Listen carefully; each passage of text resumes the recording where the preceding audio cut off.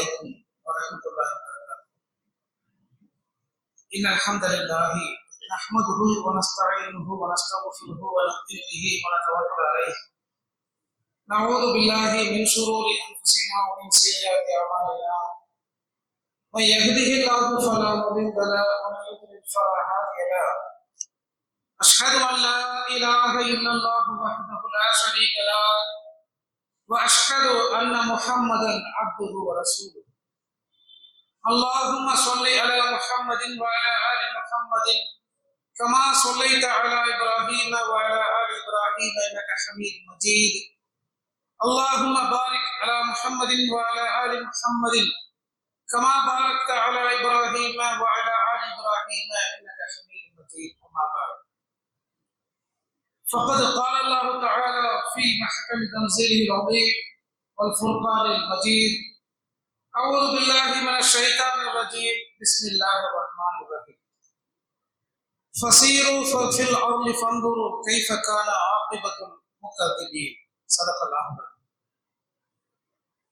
அன்பிற்குரிய பெரியவர்களே, சகோதரர்களே, அல்லாஹ்வுடைய மாபெரும் அருளால் அவன் நம் மீது கடமையாக்கிய ஜும்ஆ என்ற சிறப்பு மிகு வணக்கத்தை நிறைவேற்றுவதற்காக அவனுடைய ஆலயத்தில் ஒன்று கூட இருக்கிறோம். அல்ஹம்துலில்லாஹ். இந்த சிறப்பான வேளையிலே அந்த ஏக இறைவனாம் வல்ல அல்லாஹ்வுடைய அருளும் சாந்தியும் அவனுடைய இறுதி தூதர் நபிகள் நாயகம் ஸல்லல்லாஹு அலைஹி வஸல்லம் அவர்கள் மீதும் அவர்களை உண்மையுடன் பின்பற்றிய நபி தோழர்கள் மீதும் அவர்களுக்கு பின்னால் இந்த மார்க்கத்தின் செய்திகள் நம் வரை கிடைக்க செய்வதற்காக இந்த மார்க்கத்திற்காக தங்களை அர்ப்பணித்துக் கொண்டு மார்க்கத்தின் செய்திகளை பாதுகாப்பதிலே தங்கள் வாழ்நாளை அர்ப்பணித்துக் கொண்ட இமாம்கள் மீதும் அல்லாஹ்வுடைய கட்டளையை ஏற்று உரிய நேரத்தில் இந்த வணக்கத்தை நிறைவேற்ற வேண்டும் என்பதற்காக வருகை தந்திருக்கிற நம் மீதும் என்றென்றும் அந்த ஏக இறைவனின் அருளும் சாந்தியும் நிலவட்டுமாக என்று துவா செய்தவனாக இந்த ஜும்மா உரையை ஆரம்பம் செய்தேன். அன்புமிக்க பெரியவர்களே, சகோதரர்களே, நாம் வாழ்ந்து கொண்டிருக்கிற இன்றைய நாள், இன்றைய காலகட்டம் உலக மக்கள் அனைவரையும், குறிப்பாக உலக முஸ்லிம்கள் அனைவரையுமே கவலையில் ஆழ்த்தி இருக்கிற மிகப்பெரிய ஒரு காலகட்டத்திலே நாம் இருக்கிறோம். நம்முடைய ஈமானோடு சம்பந்தப்பட்டிருக்கிற நாடால் பிரதேசத்தால் நாம் வேறுபட்டாலும் நம்முடைய ஈமானோடு சம்பந்தப்பட்டிருக்கிற பைத்துல் முகத்தஸ் என்கிற அந்த புனித ஆலயம், அது அமைந்திருக்கிற பகுதி இன்றைக்கு யூதர்களால் ஆக்கிரமிக்கப்பட்டு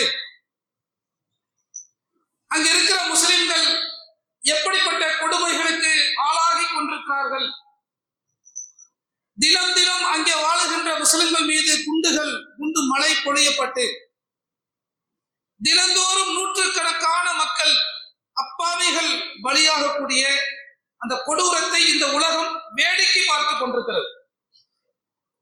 இந்த உலகம் எப்படி இருக்குன்னு சொன்னா, இவ்வளவு கொடுமை நடக்கும் போதும் இந்த கொடுமைகளை வேடிக்கை பார்க்கிறது, அல்லது மனசு தாங்க முடியாம ஒரு கண்டனத்தை பதிவு செய்கிறார்கள், அதோடு தங்களுடைய நிலையை நிறுத்திக் கொள்கிறார்கள். இப்படி அப்பாவிகள் மீது தாக்குதல் தொடுக்கிற இந்த யூதர்கள், இதனுடைய வரலாறு சமீப காலத்தில் இந்த தாக்குதல் நடைபெற ஆரம்பித்த பிறகு திரும்ப திரும்ப நமக்கு சொல்லப்பட்டு கொண்டே இருக்கிறது. அது பள்ளிவாசல்ல பயானாக இருந்தாலும் சரி, அல்லது நாம் பயன்படுத்துகிற செல்போனில் இருக்கக்கூடிய சமூக வலைத்தளங்கள் ஆனாலும் சரி, அந்த வரலாறுகள் திரும்ப திரும்ப நமக்கு சொல்லப்படுகிறது. எப்படி அங்கே போராடி கொண்டிருக்கிற பாலஸ்தீன மக்கள் விடுதலை கேட்டு போராடவில்லை, தங்களுடைய தாய் நாட்டை கேட்டு போராடி கொண்டிருக்கிறார்கள். அவங்க போராடி கொண்டிருப்பது தங்களுடைய தாய் நாடு தங்களுக்கு வேண்டும், தங்களுடைய பூமி தங்களுக்கு வேண்டும் என்பதை போராடி கொண்டிருக்கிறார்கள். அந்த நிலத்தையும் அவர்களையும் ஆக்கிரமித்திருக்கிற அந்த யூதர்கள் கொஞ்சமாவது அவர்களிடம் கருணை இருக்குமா? அந்த காட்சிகளை நாம் பார்க்கும் போது கொஞ்சமாவது அவர்களுடைய உள்ளத்தில் கருணை இருக்குமா? இவ்வளவு பெரிய மனித மிருகங்களா அவர்கள்? என்று நாம் நினைக்கிற அளவிற்கு சமூக வலைத்தளங்களில் நாம் பார்க்கிற அந்த காட்சிகள், அந்த குழந்தைகள் பாதிக்கப்பட்டிருப்பது, பெண்கள் பாதிக்கப்பட்டிருக்கு, இப்படி ஒவ்வொரு காட்சிகளையும் நாம் பார்க்கும் போது, இன்னும் சொல்ல போனால் உலகம் முழுவதும் எல்லா நாடுகளும் ஒத்துக்கொண்டது, எந்த போர் நடந்தாலும் மருத்துவமனைகள் மீது தாக்குதல் தொடுக்க கூடாது, வழிபாட்டு தலங்கள் மீது தாக்குதல் தொடுக்க கூடாது, அதே போல அகதிகள் முகாம் மீது தாக்குதல் தொடுக்க கூடாது. இந்த சட்ட திட்டங்களும் இது உலகம் முழுவதும் எல்லா நாடுகளும் ஏற்றுக்கொண்ட ஒரு வரையறை. இஸ்லாம் போர்க்காலத்தில் சொல்லுகிற வரைமுறை வேறு. பெண்கள், குழந்தைகள், அதே போல போர்க்களத்தில் பங்கேற்காதவர்கள், அந்த மத குருமார்கள், இவர்களை தாக்கக்கூடாது என்று இஸ்லாம் சொல்லுகிறது. இன்னைக்கு உலகம் முழுவதும் வைத்திருக்கக்கூடிய நியதி என்ன? மருத்துவமனைகளை தாக்காதீங்க, வழிபாட்டு தலங்களை தாக்கக்கூடாது, அகதிகள் முகாம் தாக்கப்படக்கூடாது. இந்த நியதிகள் அனைத்துமே இஸ்ரேலுக்கு பொருந்துமா, யூதர்களுக்கு பொருந்துகிறதா? பொருந்தல. மருத்துவமனைகள் மீது தாக்கப்படுகிறது, வழிபாட்டு தலங்கள் தாக்கப்படுகிறது. வழிபாட்டு தலம்னா அவன் பள்ளிவாசல மட்டும்தான் தாக்குறான் இல்ல. அவன் நேற்றைக்கு செய்திகளை பார்க்கிறோம், அங்கே ஒரு கிறிஸ்துவ தேவாலயம் தாக்கப்பட்டிருக்கிறது, தகர்க்கப்பட்டிருக்கிறது. கிட்டத்தட்ட 1000 ஆண்டுகள் பழமையான ஒரு கிறிஸ்துவ தேவாலயம் தகர்க்கப்பட்டிருக்கிறது. என்ன காரணம்? அங்கே சில மக்கள் தஞ்சம் புகுந்திருந்தார்கள், பொதுமக்கள். இங்க வீடுகளை இடிக்கிறான். அப்ப வீடுகளை இழந்த மக்கள் எங்க தங்குறது? கிடைக்கிற இடத்துல தங்குறாங்க. அப்படி அந்த வீடுகளை இழந்து, எல்லாவற்றையும் இழந்து தங்கி அப்பாவிகள் தங்கி கொண்டிருந்த அந்த கிறிஸ்துவ தேவாலயம் இஸ்ரேலுடைய அந்த குண்டுகளால் தகர்த்து எறியப்பட்டிருக்கிறது. இப்ப யோசித்து பாருங்கள். அதே போல ஐநா அமைத்திருக்கிற, ஐக்கிய நாடுகள் சபையில் சார்பாக அமைக்கப்பட்டிருக்கிற அகதிகள் முகாம் மீது குண்டு வீசப்படுகிறது, மருத்துவமனை மீது குண்டு வீசப்படுகிறது. இப்படி ஒரு போர்க்காலத்தில் ஒரு நாடு கடைபிடிக்க வேண்டிய நெறி என்று எதுவெல்லாம் சொல்லப்படுகிறதோ அவை அனைத்தையும் இஸ்ரேல் மீறுகிறது. எல்லா நாடுகளும் வேடிக்கை பார்க்கிறது. என்ன காரணம்? இதுக்கு நம்ம வரலாறுகளை நிறைய பார்க்கிறோம். ஒரு காலத்தில் இஸ்ரேல் ஒரு நாடே கிடையாது. 1948க்கு முன்பு வரைபடத்தில் இஸ்ரேல் என்று ஒரு நாடு கிடையாது. பாலஸ்தீன் மட்டும்தான். பாலஸ்தீனை கொஞ்சம் கொஞ்சமாக இஸ்ரேலியர்கள், யூதர்கள் ஆக்கிரமித்துக் கொண்டார்கள். அப்பாவி முஸ்லிம்கள் அவங்கள்ட்ட விலைக்கு வித்துட்டாங்க, அப்புறம் ஒரு கட்டத்துக்கு மேல அடிச்சு விரட்டிட்டாங்க என்று இந்த வரலாறுகளை நாம பார்க்கிறோம். அதே வரலாறுல இன்னும் கொஞ்சம் பின்னோக்கி போய் யூதர்கள் ஒரு திட்டமிட்டார்கள். நம்ம ஒவ்வொரு ஊரிலும் சிதறி கிடக்கிறோம், எல்லா ஊர்களிலும் நாம் அடக்குமுறைக்கு ஆளாக்கப்படுகிறோம், நம் மீது அடக்குமுறை ஏவப்படுகிறது, நமக்கென்று ஒரு நாடு வேண்டும், நமக்கென்று தனி பிரதேசம் வேண்டும், அதை உருவாக்கினால் நாம் நிம்மதியாக இருக்கலாம் என்று யூதர்கள் திட்டமிட்டார்கள். அந்த திட்டமிட்ட அடிப்படையிலே நாம எங்க போய் ஒரு நாட்டை அமைக்கிறது என்று அவர்கள் ஆலோசனையின் அடிப்படையிலே பாலஸ்தீனை அவர்கள் தேர்வு செய்தார்கள். அப்படி தேர்வு செய்து பாலஸ்தீன எல்லாரும் மொத்தமா இடம் வாங்க ஆரம்பிக்கிறாங்க. முஸ்லிம்கள் இடத்தை விற்கிறார்கள். ஒரு கட்டத்திலே பிரிட்டனுடைய கையில பாலஸ்தீன் போகிறது. பாலஸ்தீன்கிற அந்த நாட்டை பிரிட்டன் 2ஆக பிளந்து, எந்த அளவுக்கு 56% யூதர்களுக்கும் மீதி உள்ள 44% நிலத்தை பாலஸ்தீனுக்குமாக பிரித்து 2 நாடுகளாக பிரிக்கப்பட்ட அந்த வரலாறை நாம படிக்கிறோம், கேட்கிறோம், எல்லாம் பண்றோம். இந்த வரலாறுகளை நாம தொடர்ந்து படிப்பதால், பார்த்து கொண்டிருப்பதால் அதிலிருந்து நாம் பெறுகிற படிப்பினை என்ன? இதிலிருந்து நாம் கற்றுக்கொள்ள வேண்டிய பாடம் என்ன? அங்கே நடக்கிற கொடுமைகள், அங்கே நடக்கிற அக்கிரமங்கள், இவைகளை திரும்ப திரும்ப நாம பேசிக்கொண்டே இருப்பதால் மட்டும் அதற்கு ஒரு தீர்வு வந்து விடுமா? அதற்கான தீர்வை நோக்கி நாம் எங்கே போவது? அதற்காக இந்த இஸ்லாமிய சமூகத்திலே உலக அளவிலே ஒரு திட்டம் ஏதேனும் இருக்கிறதா? அந்த மஸ்ஜிதுல் அக்ஸாவை மீட்பதற்கு அங்கே இருக்கிற பொதுமக்கள் அந்த இஸ்ரேலுங்கிற ஒரு மிக பெரும் ஆயுதம் பலம் கொண்ட, பொருளாதார பலம் கொண்ட ஒரு நாட்டை எதிர்த்து அங்கே இருக்கிற சிறு குழுக்கள் போராடி கொண்டிருக்கிறார்கள். அவர்களுக்கு சின்ன சின்ன உதவிகள் கிடைக்கலாம், ஆனால் சுற்றி இருக்கிற நாடுகள் பெரும்பாலும் வேடிக்கை தான் பார்க்கிறார்கள். அந்த மக்களுக்கான உரிமைகளை மீட்பதற்கும் சுதந்திரமான பாலஸ்தீனத்தை அமைப்பதற்கும் இந்த நாடுகளிடத்தில், சுற்றி இருக்கிற அரபு நாடுகளிடத்திலே உலக அளவிலே ஒரு திட்டம் உண்டா என்றால் இல்லை, எந்த திட்டமும் இல்லை. நாங்க பாலஸ்தீனோடு இருப்போம், ஒரு சிலர் வல்லரசு நாடுகள் நாங்கள் இஸ்ரேலோடு இருப்போம். இப்படி இரு தரப்பிலும் நாங்கள் பாலஸ்தீனோடு இருப்போம், இஸ்ரேலோடு இருப்போம். இதுல இஸ்ரேலோடு இருப்போம்னு சொல்லக்கூடிய நாடுகள் இஸ்ரேலுக்கு ஆயுதத்தை வழங்குகிறார்கள், போர்க்கப்பலை அனுப்பி வைக்கிறார்கள், ராணுவத்தை அனுப்பி வைக்கிறார்கள். பாலஸ்தீனோடு நிற்போம் என்று சொல்லக்கூடியவர்கள் அதோடு நிற்கிறார்கள், அதுக்கு மேல நகரல. அதுக்கு மேல அதிகபட்சமா என்ன செய்கிறார்கள்? உணவுப் பொருளை அனுப்புகிறார்கள், மருந்து பொருட்களை அனுப்புகிறார்கள், அந்த மக்களுக்கு தேவையான நிவாரணங்களை கொடுக்கிறார்கள். ஒரு வித்தியாசத்தை பார்க்கிறோமா? பாலஸ்தீனோடு நிற்போம் என்று சொல்லுகிற அரபு நாடுகள் அந்த மக்கள் அடிபட்டு சாக கிடக்கும் போது மருந்து கொடுக்கிறார்கள், பசிக்கு உணவு கொடுக்கிறார்கள். இஸ்ரேலோடு நிற்போம் என்று சொல்லுகிற நாடுகள் அனைத்தும் ஆயுதங்களை கொடுக்கிறார்கள். அப்ப இந்த வித்தியாசத்தை நாம புரிஞ்சுக்கணும். வெறும் 20 லட்சம் மக்கள் வாழுகிற அந்த காசா, அந்த பகுதியை அழிப்பதற்கு உலகத்தின் வல்லரசு நாடுகள் அனைத்தும் மும்முரமாக நிற்கிறது. யோசித்து பாருங்கள். அதையெல்லாம் தாண்டி அந்த பகுதி மக்கள் தாக்கு பிடிக்கிறார்கள், அவர்களை அல்லாஹ் ஏதோ ஒரு வகையில் காப்பாற்றிக் கொண்டிருக்கிறார். இது வேறு விஷயம். இந்த வரலாற்றின் மூலம், இந்த நிகழ்வுகளின் மூலம் நாம பெற வேண்டிய படிப்பினை என்ன? இது போன்று உலகத்தின் ஒவ்வொரு பகுதிகளிலும் முஸ்லிம்களுக்கு பாதிப்புகள் ஏற்பட்டுக் கொண்டுதான் இருக்கிறது. ஏன் நாம் வாழுகிற இந்தியா கூட இனி அடுத்து வரும் காலங்களில் இதே போன்று ஜனநாயக நாடாக இருக்குமா என்பது கேள்விக்குறியாக எல்லா இந்திய நாட்டை நேசிக்கிற எல்லோரிடத்திலும் இருக்கிற கேள்விக்குறி. அடுத்து ஒரு முறை இந்த நாட்டில் பாசிசவாதிகள் ஆட்சியை பிடித்து விட்டால் 2024 அதற்கு பிறகு இந்திய நாட்டை நாம ஜனநாயக நாடாக பார்க்க முடியாது. இது ஒரு சர்வாதிகார நாடாக, ஒரு மத சார்புள்ள நாடாக முற்றிலுமாக மாற்றப்பட்டு விடும். அப்படி மாற்றப்பட்டு விடும்போது இங்கே முஸ்லிம்கள் பிற மக்கள் ஒடுக்கப்படுவார்கள் அப்படிங்கிற கருத்து பரவலாக பேசப்பட்டு கொண்டிருக்கிறது. ஏன் இது இன்னைக்கு நேற்றுக்கு உருவானதா? இதுக்கு பின்னாடி ஒரு திட்டம் இருந்தது. 1925 சித்பவன் என்கிற ஒரு உயர் சாதியை சேர்ந்த பிராமணர்கள் ஒரு 4-5 பேர் உட்கார்ந்து மரத்தடியில உட்கார்ந்து ஆலோசனை பண்றான். நாம இந்த நாட்டை எப்படி மாத்தணும், இந்திய நாட்டை நாம எப்படி மாத்துறது, உட்கார்ந்து ஆலோசனை பண்றது எத்தனை பேர்? 5 பேர். இந்த 5 பேர் ஆலோசனை செய்து அந்த திட்டத்தை நடைமுறைப்படுத்துகிறார்கள். இன்று அந்த திட்டத்திற்காக பல லட்சம் பேர் இந்தியாவில் பாடுபட்டுக் கொண்டிருக்கிறார்கள், பல கோடி பேர் அதற்காக ஓட்டளிக்கிறார்கள். யோசித்து பாருங்கள். இந்த வரலாறு நம்ம பார்க்கிறோம். அவர்களுடைய திட்டம் 100 ஆண்டுகளில் இந்த நாட்டில் நாம் ஆட்சியை பிடிப்பது, இந்த நாட்டினுடைய தன்மையை மாற்றுவது. கிட்டத்தட்ட அதை மிக மிக நெருங்கி விட்டார்கள். அவங்க என்ன திட்டமிட்டார்களோ அதில் 95% அடைந்து விட்டார்கள். இன்னும் ஒரு 5% தான். அடுத்த ஆட்சியை பிடிச்சிட்டா நாடு ஜனநாயக நாடு இல்லை. இதை சொன்னா போதும். இப்ப இந்த வரலாறை பார்க்கிறோம், இந்த வரலாறு நம்ம கேட்கிறோம், இது அரசியல் மேடைகள்ல பேசப்படுகிறது.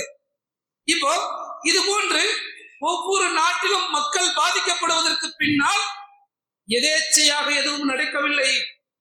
அதற்கு திட்டமிட்டு, இன்னைக்கு திட்டமிட்டா நாளைக்கு நடக்கணும்னு அவசரப்படல, இன்னைக்கு திட்டமிடுகிறார்கள். அந்த இஸ்ரேலுங்கிற ஒரு நாட்டிற்கு 1948 இஸ்ரேலுங்கிற ஒரு நாடு உருவாகிறது. அவன் 45 திட்டமிடல, 1800 கடைசிகளை திட்டமிடுகிறார்கள். கிட்டத்தட்ட 60-70 ஆண்டுகளுடைய முயற்சி அது. இந்தியாவில் இவர்களுடைய முயற்சி 100 ஆண்டுகள் முயற்சி. யோசித்து பாருங்கள். ஒன்றை அடைவதற்கு, ஒரு நாட்டை தங்களுடைய கொள்கையின் கீழ் கொண்டு வருவதற்கு அசத்தியத்திலே இருக்கக்கூடியவர்கள் சிறு குழுவாக சேர்த்து ஆரம்பிக்கிறார்கள். அந்த சிறு குழு எடுக்கிற முயற்சி பிற்காலத்திலே அது பெரும் ஆழ விருட்சமாக மாறி ஒட்டுமொத்த நாட்டையுமே தங்களுடைய கொள்கையின் கீழ், தங்களுடைய கைகளின் கீழ் கொண்டு வந்து விட்டார்கள். அப்படிங்கிறதா இந்த 2 வரலாறு நமக்கு சொல்லக்கூடிய ஒரு செய்தி. நாம வாழுகிற இந்திய நாட்டினுடைய வரலாறும் அதுதான். நம்முடைய ஈமானோடு சம்பந்தப்பட்டிருக்கிற அந்த பைத்துல் முகத்தஸினுடைய அந்த வரலாறும் அதுதான். சில ஆண்டுகளுக்கு முன்னால் சிலர் திட்டமிடுகிறார்கள், அந்த திட்டத்தை நோக்கி நகருகிறார்கள், திட்டத்தை நடைமுறைப்படுத்துகிறார்கள், அது திட்டம் பிறகு வெற்றி பெறுகிறது. இது நம்ம வரலாறா பேசிட்டே போறோம். இதிலிருந்து படிப்பினை பெற்று நாம் என்ன செய்ய வேண்டும், இந்த சமூகம், இந்த உம்மத் அடுத்து நாம என்ன செய்யணும் அப்படிங்கிற திட்டம் இந்திய அளவிலோ அல்லது தமிழக அளவிலோ முஸ்லிம்கள்ட்ட உண்டா? அல்லது பைத்துல் முகத்தஸை மீட்பதற்கு உலக அளவிலே முஸ்லிம் நாடுகள்ல ஏதேனும் திட்டம் உண்டா என்றால் அப்படிப்பட்ட எந்த திட்டமும் இதுவரை இல்லை என்பதை நாம வருத்தத்தோடு புரிந்து கொள்ள முடிகிறது. யோசித்து பாருங்கள். வரலாறுகள் நமக்கு படிப்பினை தர வேண்டும், பாடம் தர வேண்டும், அதிலிருந்து நமக்கு தேவையான விஷயங்களை எடுத்துக்கொள்ள வேண்டும். அது நல்லவர்கள் வரலாறாக இருக்கலாம் அல்லது கெட்டவர்களுடைய வரலாறாக இருக்கலாம். இரண்டையும் அல்லாஹ் திருமறை குர்ஆன்ல சொல்றான். நபிகள் நாயகம் ஸல்லல்லாஹு அலைஹி வஸல்லம் அவர்களை நோக்கி அல்லாஹ் பேசுகிறான். வகுல்லன் நகுஸ் அலைக மின் அம்பாஇ ருசுல் மா நுஸபித் பிஹி ஃபுஆதக்.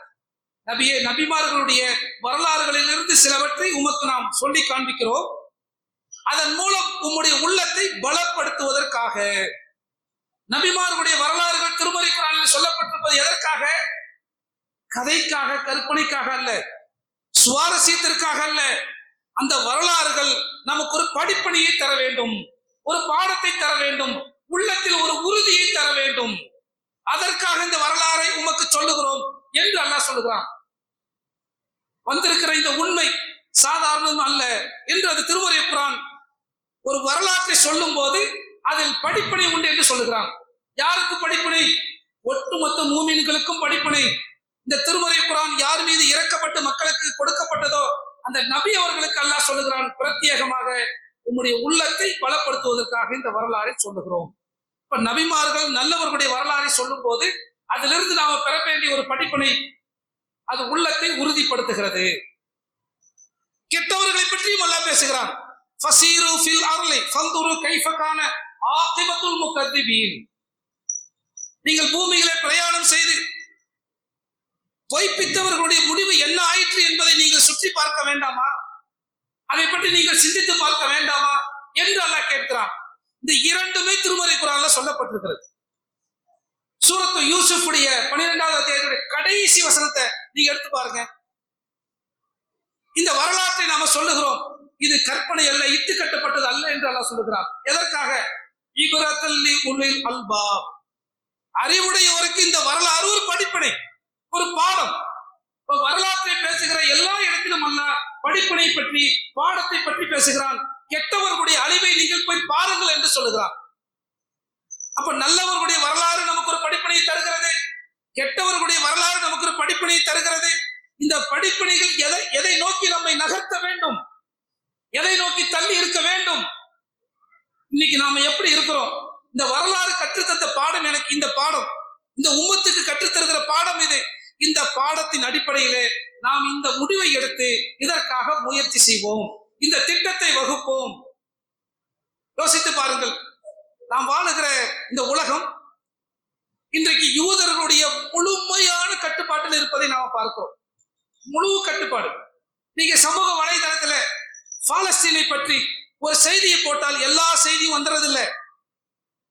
ஒரு சகோதரர் அதுல வரக்கூடிய அந்த பாதிப்புகளுக்குரிய அந்த படங்களை போடுறாரு.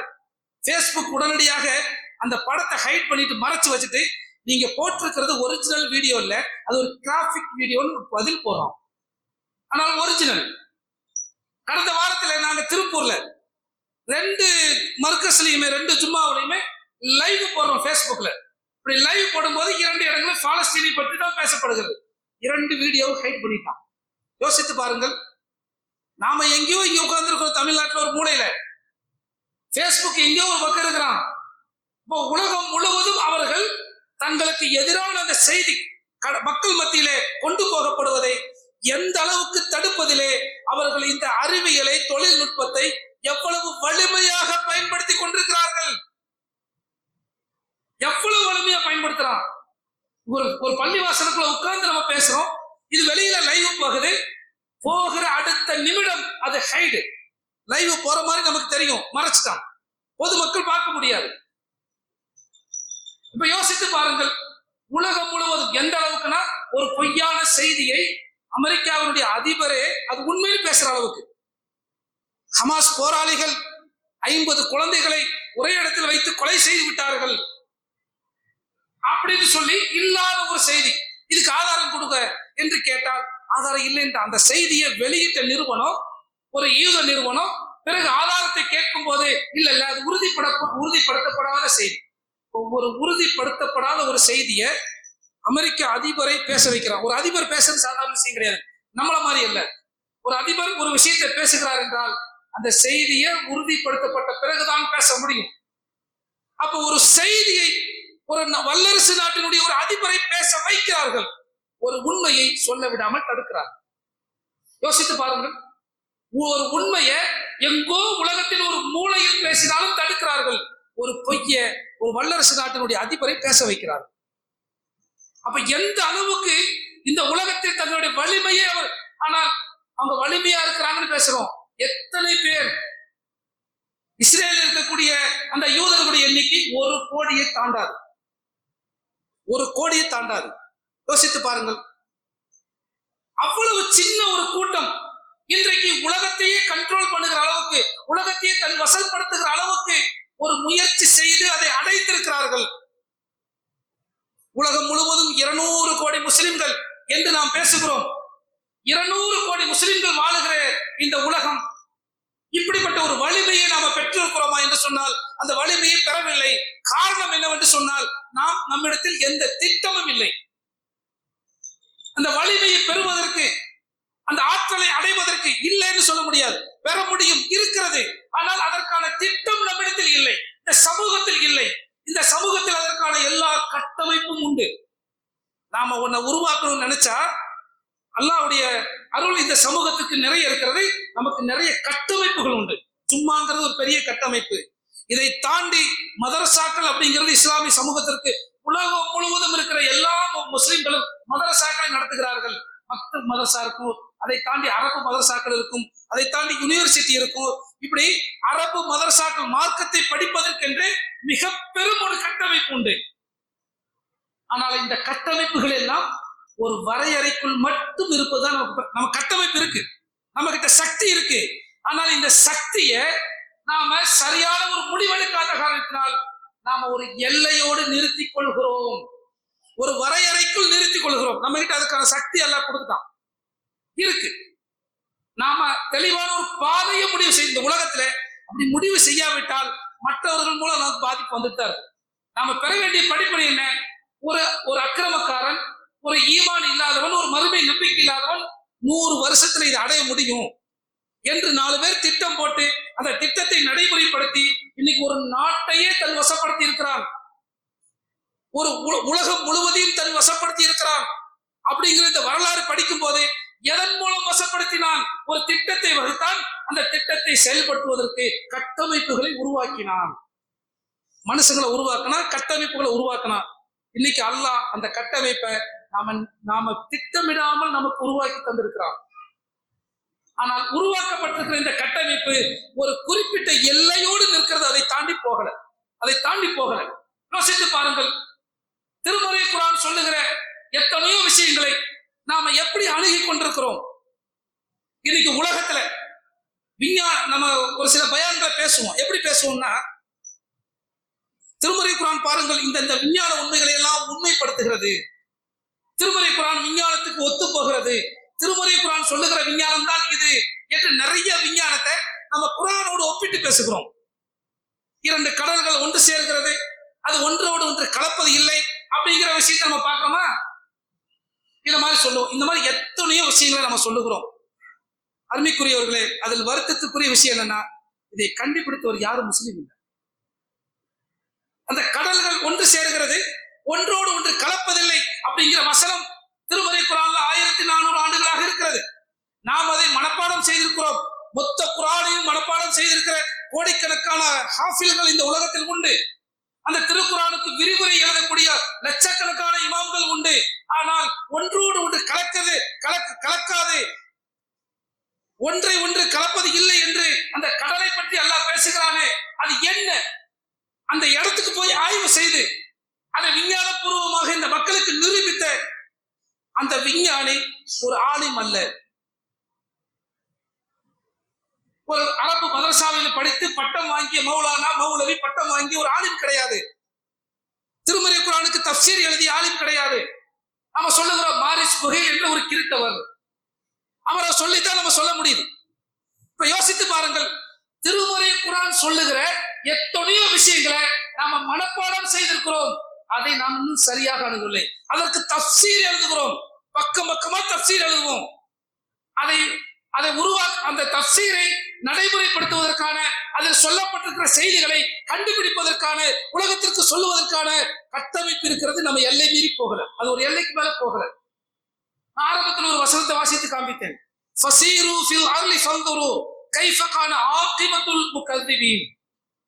பொய்ப்பித்தவர்களுடைய முடிவு என்னானது என்பதை போய் பாருங்கள் என்று அல்லாஹ் சொல்லுகிறானே.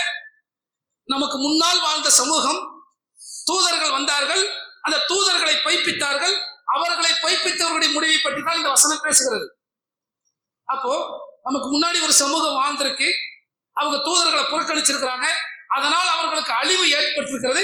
அழிக்கப்பட்ட ஒரு சமுதாயத்தின் தடயம் இந்த பூமியில் இருக்கிறது. யார் போய் கண்டுபிடிச்சா? தஃப்சீர் எழுதுறோம். ஆது சமுதாயம், ஹூது சமுதாயம், அந்த சமுதாயம், இந்த எல்லா தஃப்சீர் எழுதுறோம். இத கண்டுபிடிக்கணும்னா அதுக்கு இன்னைக்கு உலகத்தில் இருக்கிற படிப்பு என்ன? தொல்பொருள் ஆய்வுத்துறைன்னு ஒண்ணு வச்சிருக்கானா? தொல்பொருள் ஆய்வுத்துறை. இந்த தொல்பொருள் ஆய்வுத்துறையை எத்தனை ஆலிம்கள் உருவாக்கப்பட்டிருக்கிறார்கள் யோசித்து பாருங்கள். ஆலிம்களை மார்க்க அறிஞர்களை உருவாக்குகிற கட்டமைப்பு இருக்கிறது. அந்த கட்டமைப்பு எல்லாம் குர்ஆனோடு நிற்கிறது. குர்ஆன் சொல்லுகிற அந்த செய்திகளை போய் ஆய்வு செய்கிற அந்த அறிஞர்களாக உருவாக்கப்பட்டிருக்கிறோமா? இல்ல. இதுலயே இன்னொரு செய்தி நம்ம பார்க்கலாம். நிறங்களை பற்றி எல்லாம் பேசுகிறான். கலர்ஸ், நிறைய வண்ணங்கள் இருக்குது. நம்ம இங்க இருக்கிறது எல்லாமே கலர், இயல்பானது இல்ல, எல்லாமே ஒரு கலர். இந்த நிறங்களை பற்றி அல்ல திருமறை குர்ஆன்ல நிறைய இடங்களை பேசுற. திருமறை குர்ஆன்ல நீங்க உங்களுக்கு அப்ளிகேஷன் இருந்துச்சுன்னா நிறங்கள்னு போட்டு பாருங்க, எத்தனை வசனம் வரும்னு பாருங்க. அதுல ஒரு இடத்துல அல்லாஹ் சொல்றான், அலம் தர அன்னல்லாஹ அன்ஸல மினஸ் ஸமாஇ மாஅன் ஃபஅக்ரஜ்னா பிஹி ஸமராத்தின் முக்தலிஃபன் அல்வானுஹா. நீங்கள் பார்க்கவில்லையா, அல்லாஹ்வே வானத்திலிருந்து மழையை இறக்கி அதிலிருந்து பல்வேறு கனி வர்க்கங்களை வெளிப்படுத்துகிறான். பல்வேறு நிறங்களை கொண்ட கனிகள், பல்வேறு நிறங்கள். எல்லா பழங்களும் எல்லா கனிகளும் ஒரே நிறத்தை உடையவை அல்ல. இதோடு நிப்பாட்டல அல்ல. வமினல் ஜிபாலி ஜூதும் பீலும் வஹுமுரும். இதே போன்ற மலைகளிலும் வெண்மையும் சிவப்புமான பல பாதைகள் இருக்கிறது. பாதைகள்ல நிறைகள் இருக்கிறது. வஹராபீபு சூதும், அதுல கருப்பு நிறமுடையவும் இருக்கிறது. நிறங்களை பத்தி மட்டும்தான் பேசலாம். அடுத்த வசனத்தை சொல்றான், வமினன் நாசி வத்தவாபி வல் அன்ஆம் முக்தலிஃபன் அல்வானுஹா கதாலிக். இவ்வாறே மனிதர்களிலும் ஊர்வன கால்நடைகளிலும் பலவிதமான நிறங்களை ஏற்படுத்தி இருக்கிறோம். இதோட நிப்பாட்டல. இன்னமா யஹ்ஷல்லாஹு மின் இபாதிஹில் உலமா. அங்கதான் இந்த வசனத்தை சொல்றான். நாம இந்த வசனத்தை தனியா பிரிச்சு பார்க்கிறோம். இன்னமா யஹ்ஷல்லாஹு மின் இபாதிஹில் உலமா. இந்த வசனத்தை சொல்றதுக்கு முன்னாடி அல்லாஹ் எதை பேசுகிறான்? நிறங்களை பற்றி மட்டுமே பேசுகிறான். அந்த நிறங்கள் எங்கெல்லாம் இருக்கிறது, அது அல்லாஹ்வுடைய அத்தாட்சி என்று அல்லாஹ் பேசுகிறானே. இந்த திருமறை குர்ஆனுக்கு தஃப்சீர் எழுதக்கூடிய ஆலிம்களை உருவாக்குகிற இந்த கட்டமைப்பு, அல்லாஹ் இந்த நிறத்தை பற்றி ஏதோ பேசுகிறானே, இதை ஆய்வு செய்யக்கூடிய ஆலிம்கள் நம்ம எத்தனை பேர் உருவாக்கப்பட்டிருக்கிறோம்? இது எதுக்காக இந்த சின்ன சின்ன உதாரணங்களை சொல்லுகிறேன் என்றால், திருமறை குர்ஆனை நாம படிக்கிறோம், மனனம் செய்கிறோம், நம் வாழ்வில் பின்பற்ற நினைக்கிறோம். ஆனால் அந்த பின்பற்றுவது என்பது இபாதத்தோடு மட்டும் நின்று விடுகிறது. அதை தாண்டி இந்த திருமறை குர்ஆன் இந்த சமூகத்திற்கு என்ன சொல்லுகிறது, இந்த உலகத்திற்கு என்ன சொல்லுகிறது, அதை இந்த உலகத்திற்கு நாம் எப்படி வெளிப்படுத்த வேண்டும், அப்படிப்பட்ட ஒரு கட்டமைப்பு இங்கு இல்லை. வெறும் இபாதத்தோடு இந்த திருமறை குர்ஆனை நிப்பாட்டிக் கொள்கிறோம். இபாதத்தை தாண்டி இந்த உலகத்தில் நாம் எப்படி வாழ வேண்டும் என்பதை இந்த குர்ஆன் சொல்லிக் கொடுக்கிறது. கெட்டவனை பார், அயோக்கியனை பார், அவன் எப்படி அழிந்தான் என்று பார், அதிலிருந்து படிப்பினை பெற்றுக்கொள். நல்லவர்களை பார், அவர்கள் எப்படி அல்லாஹ்வுக்கு கட்டுப்பட்டார்கள் என்பதை பார். கட்டுப்பட்டதற்காக இந்த உலகத்தில் எப்படி சிரமங்களை சந்தித்தார்கள் என்பதை பார். அந்த சிரமங்களையும் தாண்டி எப்படி ஈமானோடு உறுதியாக நின்றார்கள் என்பதை பார். இந்த ரெண்டையும் திருமறை குர்ஆன் சொல்லிக் கொடுக்கிறது. இதை வெறும் பயானாக மட்டும் நம்ம பார்த்து விடாமல் இந்த சமூகத்தின் கட்டமைப்பை நம்ம மேம்படுத்த வேண்டும். இந்த சமூகம் இப்படியே நம்ம ஒரு வட்டத்திற்குள்ளே நின்றோம் என்று சொன்னால் நம்மை மிகைக்கக்கூடியவர்களாக எதிரிகள் இருப்பார்கள். அதுதான் இன்னைக்கு உலகத்துல நடந்துட்டு இருக்கு. நம்ம நாட்டிலையும் அதுதான் நடந்து கொண்டிருக்கிறது. அங்கங்கே சில முயற்சிகள், இல்ல நம்ம நாடு இப்படி போய்கிட்டு இருக்குது, இதை செய்யணும், அதை செய்ய சின்ன சின்ன முயற்சிகள். ஆனால் இந்த சமூகத்தினுடைய மிகப்பெரிய துரதிஷ்டம் என்னவென்று சொன்னால், எந்த ஒரு நல்ல காரியத்தையும் யார் ஆரம்பிச்சாலும் அது யார் ஆரம்பிக்கிறாங்கன்னு பார்ப்போம், அவங்க பின்னணி என்னன்னு பார்ப்போம், அது சமூகத்திற்கானதான் பார்க்க மாட்டோம். ஆனா யோசித்து பாருங்கள், ஒரு 4-5 பேர் 1925 இந்தியாவில் ஒரு கட்டமைப்பு உருவாக்க வேண்டும் என்று ஒரு மரத்தடியில் சிந்திக்கிறார்கள். மரத்தடியில் எடுக்கப்பட்ட முடிவு இன்றைக்கு இந்தியாவையே விழுங்கக்கூடிய பெரும் கட்டமைப்பாக மாறி இருக்கிறது என்றால், அந்த திட்டத்தின் மீது மக்களை நம்பிக்கையை வைத்தார்கள். இஸ்லாமிய சமூகம் இன்றைக்கு அந்த விஷயத்துல மிக மோசமாக இருப்பதை பார்க்கிறோம். ஒரு திட்டம் சரியான திட்டம் இல்லை.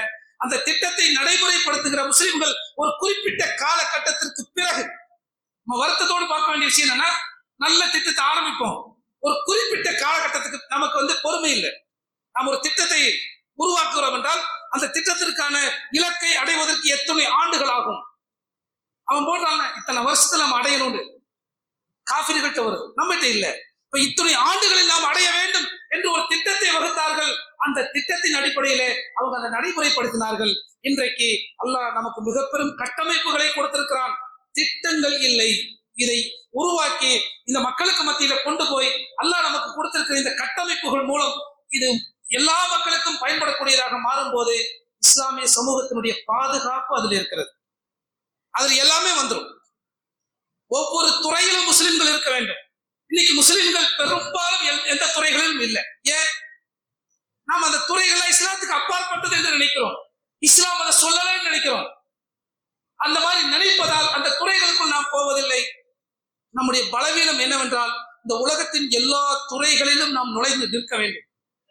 அதுக்குள்ள நம்ம போகணும். அந்த ஆற்றலை இஸ்லாத்திற்காக பயன்படுத்தணும். அந்த வலிமையை இஸ்லாத்திற்காக பயன்படுத்தணும். இன்றைக்கு யூதர்கள் பயன்படுத்துகிறார்களே, உலகத்தினுடைய அனைத்து தொழில்நுட்பங்களையும் தங்கள் கைகளில் வைத்துக் கொண்டு தங்களுக்கு சார்பாக. ஏன் அது போன்ற ஒரு கட்டமைப்பை முஸ்லிம்கள் ஏற்படுத்த முடியாதா? நிச்சயமாக முடியும். இன்ஷா அல்லாஹ் முயற்சி செய்தால் முடியும். அப்ப இந்த விழிப்புணர்வு இந்த சமூகத்தில் இல்லாமல் போனதால் திருமறை குர்ஆன் சொல்லுகிற எத்தனையோ உண்மைகள் வெளிவரவில்லை. திருமறை குர்ஆன் சொல்லுகிற அந்த வரலாறுகள் நமக்கு படிப்பினை தரவில்லை. நாம சமகாலத்தில் வாழுகின்ற நம்ம காலத்துல வரக்கூடிய வரலாறுகளை நம்ம படிப்பினை பெறவில்லை. அப்ப ஆனா இந்த வரலாறுகள் நமக்கு ஒரு படிப்பினை தருகிறது. வெறுமனே ஒரு முஸ்லீமாக மட்டும் நடந்து கொண்டால் போதுமானது அல்ல. அதை தாண்டி இந்த உலகத்தில் நாம எப்படி ஜெயிக்கணுங்கிறத நம்ம திட்டமிடணும், திட்டமிட்டு முடிவெடுக்கணும். அப்படி முடிவெடுத்தால் அல்லாஹ் நமக்கு ஒரு உதவி செய்வான். வல்லதீன ஜாஹது ஃபீனா லநஹ்தியன்னஹும் சுபுலனா. யார் அல்லாஹ்வுடைய வழியிலே முயற்சி செய்கிறார்களோ அவர்களுக்கு நாம் அதனை எளிதாக்குவோம் என்று அல்லாஹ் சொல்லுகிறானே. மற்றவர்களை விட நமக்கு அல்லாஹ் அதை வாக்குறுதியாக கொடுக்கிறான். அந்த வாக்குறுதி அடிப்படையிலே இந்த சமூகத்தில் அப்படிப்பட்ட ஒரு மாற்றம், இந்திய சமூகத்தில் ஒரு அடுத்த ஒரு கட்டமைப்புக்கான ஒரு மாற்றம், உலக அளவில் ஒரு மாற்றம் அது வர வேண்டும் என்பதற்காக நாம் ஒவ்வொருவரும் அல்லாஹ்விடத்திலே துஆ செய்வோம் என்று கூறி இந்த முதல் உரையை முடிக்கிறேன். அல்ஹம்துலில்லாஹ். அன்புக்குரிய பெரியவர்களே, சகோதரர்களே, நமக்கு முற்சென்ற வரலாறுகள் ஆகட்டும், நாம சமகாலத்தில் பார்க்கின்ற வரலாறுகள் ஆகட்டும், அனைத்துமே நமக்கு ஒரு படிப்பினையை தருகிறது. அந்த படிப்பினையில் முக்கியமானது, இந்த உலகத்தில் நாம் எதை முயற்சி செய்கிறோமோ அதை அடைய முடியும்.